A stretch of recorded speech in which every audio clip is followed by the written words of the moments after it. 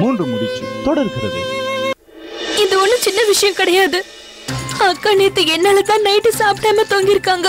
நான் தப்பு பண்ணிட்டேன். சின்ன பாட்டி என்கிட்ட வந்து அவங்க சாப்பிட்டாங்கன்னு சொல்லும் போது அத நான் எப்படி நம்பினே புரியல. எனக்கே அசிங்கமா இருக்கு. என் அக்காவை நான் எப்படி சந்தேகப்படலாம்? சின்ன வயசுல இருந்தே அக்காவை பத்தி எனக்கு நல்லா தெரியும். நான் சாப்பிடாம அவங்க சாப்பிடவே மாட்டாங்க. என்ன சமாதானப்படுத்துற வரைக்கும் சாப்பிட மாட்டாங்க. நான் பண்ண தப்புக்கு என் அக்கா என்ன மன்னிக்க மாட்டாங்க, மன்னிக்கவே மாட்டாங்க. அப்புறம் அவங்க என்ன மன்னிக்கவே கூடாது. நான் பெரிய தப்பு பண்ணிட்டேன். ரோகிணி,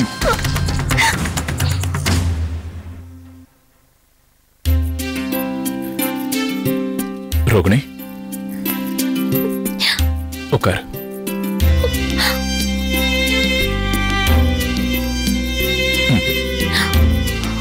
முதல்ல நீ உட்கார்.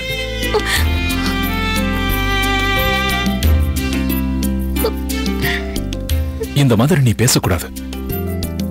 இதுல நீ செஞ்ச தப்பு ஒண்ணுமே இல்ல. இதுல சீமா தப்பு ஒண்ணும் இல்ல. இதுவரைக்கும் உங்க 2 பேருக்குள்ள நடந்ததெல்லாம் ஒரு பெரிய மிஸ் அண்டர்ஸ்டாண்டிங். நீங்க 2 பேரும் மனசு விட்டு பேசினா எல்லாம் சரியாயிடும் ரோகிணி. அதனால நீ உங்க அக்கா கிட்ட இத பத்தி பேசு. அப்புறம் பாரு எப்படி சரியாகுதுன்னு. என்ன நம்பு.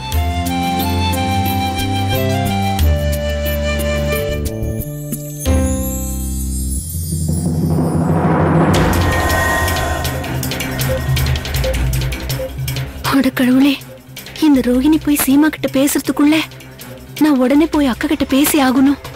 அப்பதான் அக்கா ஏதாவது யோசிப்பாங்க. இதோ இப்பவே போறேன்.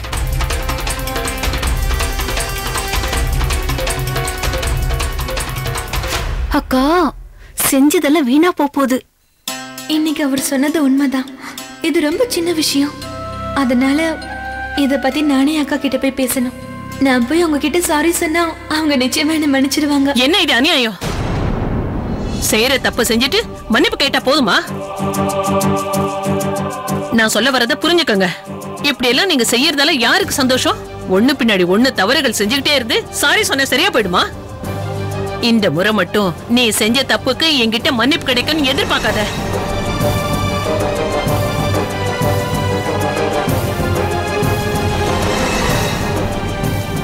இல்ல, முடியவே முடியாது.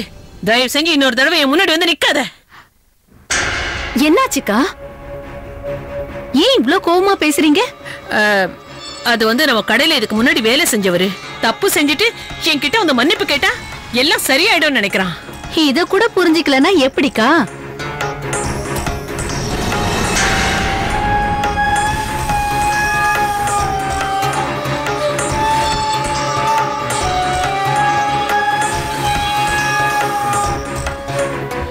என்னம்மா ரோகிணி கண்ணு, ஏன் அங்க நிக்கிற? வா, இங்க வா.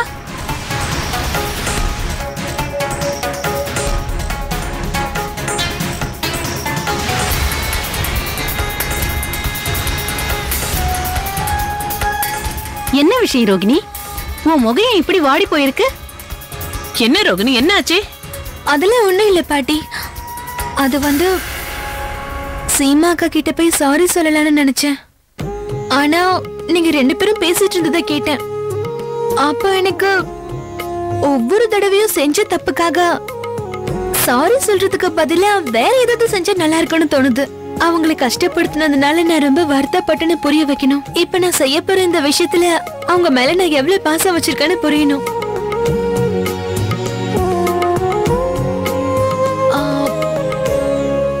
எனக்கு ஒரு ஐடியா கிடைச்சிருச்சு.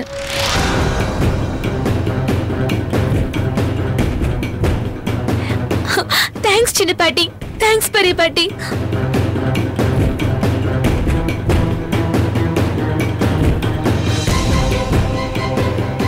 செஞ்சது எல்லாமே வீணா போச்சு. என்னக்கா இது? இவங்க 2 பேரையும் பிரிக்கிறதுக்காக நம்ம என்னென்னமோ பிளான் பண்ணா எல்லாமே வீணா போயிடுச்சு. முதல்ல இந்த ரோஹிணி அவங்க அக்கா கிட்ட போய் சாதாரணமா சாரி சொல்லிட்டு வந்திருப்பா. ஆனா இப்ப அவங்க அக்காவை சமாதானப்படுத்தி என்னென்ன பண்ண போறான்னு தெரியல. அந்த சீமா வேற எப்பவும் எதுக்கும் தயாரா இருப்பா. அவளுக்கு பெரிய கடவுள்னு நினைப்பு. யார் வந்து மன்னிப்பு கேட்டாலும் மன்னிச்சிடுவா. நீங்க வேணும்னா பாருங்க, இதுக்கப்புறம் இவங்கள நம்மளால பிரிக்கவே முடியாது. அவங்க நாடகத்தை பார்த்து நாம ஆடியன்ஸ் மாதிரி கை தட்டிட்டு இருக்க வேண்டிய. நீ சொல்றபடி எதுவும் நடக்காது. நான் நினைச்சதுதான் நடக்கணும். அவங்க நினைக்கிறத நடக்க விட மாட்டேன்.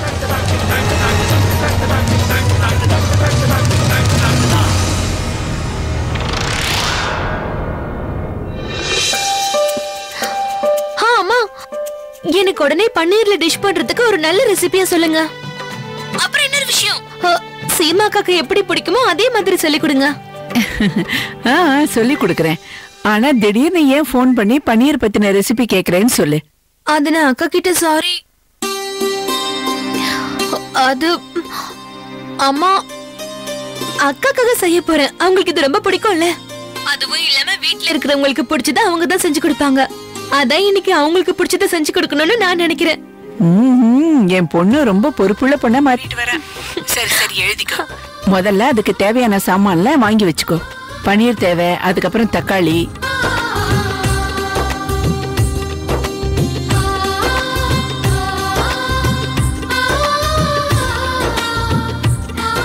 தேங்க்ஸ்மா, நான் அப்புறமா கூப்பிடுறேன். சரி சரி, ஜாக்கிரதையா இருங்க. நிச்சயமாமா.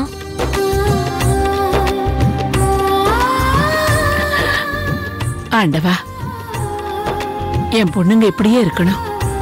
எப்பவும் ஒத்துமையா சந்தோஷமா இருக்கணும். அவங்க பாசம் குறையவே கூடாது. என்ன விஷயம் மீனா?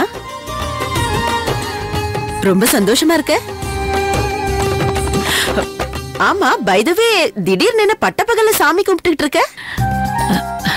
அண்ணி, நான் ரொம்ப பயந்துட்டு இருந்தேன். ஆனா இப்ப அந்த பயம் போயிடுச்சு. என்ன பயம்? 2 பேரும் ஒரே வீட்டுல இருக்காங்களே, அவங்களுக்குள்ள ஏதாவது பிரச்சனை வருமோன்னு நான் ரொம்ப பயந்துகிட்டு இருந்தேன். பெரிய மருமக சின்ன மருமகன் சண்டை போட்டுக்குவாங்களோன்னு நினைச்சேன். ஆனா அண்ணி, ரோகிணி கிட்ட பேசினதுக்கு அப்புறம் எனக்கு எந்த பயமும் இல்ல. உண்மையே சொல்றேன் நீ, அவங்களுக்குள்ள இருக்கிற பாசம் குறையவே இல்ல. எல்லாமே அந்த கடவுள் அருள்னு தான் சொல்லணும். அவங்க எப்பவுமே இந்த மாதிரி பாசமா இருந்தாலே போதும். அது உண்மைதான். பன்னீர், வெங்காயம், தக்காளி, எண்ணெய், அப்புறம் தேவையான மசாலா. பெப்பர் எங்க? மிளகு வீட்டுல காணவே காணுமே. மிளகு தீந்துருச்சுன்னு நினைக்கிறேன். யாரையாவது அனுப்பி வாங்கிட்டு வர சொல்லணும்.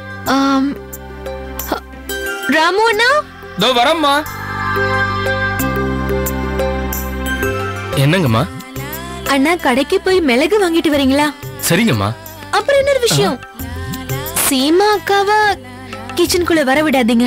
ஆனா அவங்கள உள்ள வராதுன்னு நான் எப்படி சொல்றதுமா? நான் வர வேண்டாம்னு சொன்னேன்னு அவங்க கிட்ட சொல்லிடுங்க. நீங்க மிளகு வாங்கிட்டு வர போறீங்களா? அத சீக்கிரம் வாங்கிட்டு வந்துருங்க. சரிங்கம்மா. இத செஞ்சு கொடுத்தா நிச்சயமா அக்கா சந்தோஷப்படுவாங்க. கடவுளே, நீங்க தான் ஹெல்ப் பண்ணணும். இப்போ நான் செய்ய போற டிஷ் டேஸ்டியா வந்தா போதும். அதுக்கப்புறம் எனக்கும் சீமாக்காக்கும் இருக்கிற எல்லா ப்ராப்ளம்ஸும் சால்வ் ஆயிடும். எல்லாம் பழைய மாதிரி ஆயிடும்.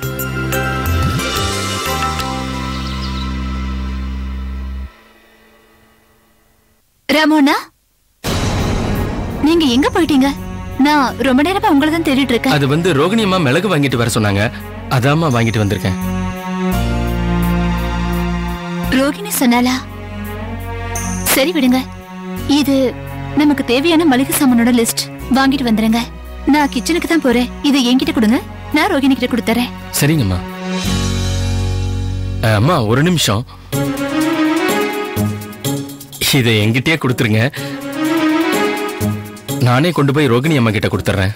நீங்க நீங்க என்ன சொல்லுங்க, வெளிப்படையா சொல்லுங்க ராமண்ணா. அது வந்து நீங்க நீங்க இன்னைக்கு கிச்சனுக்கு போக வேண்டாமா?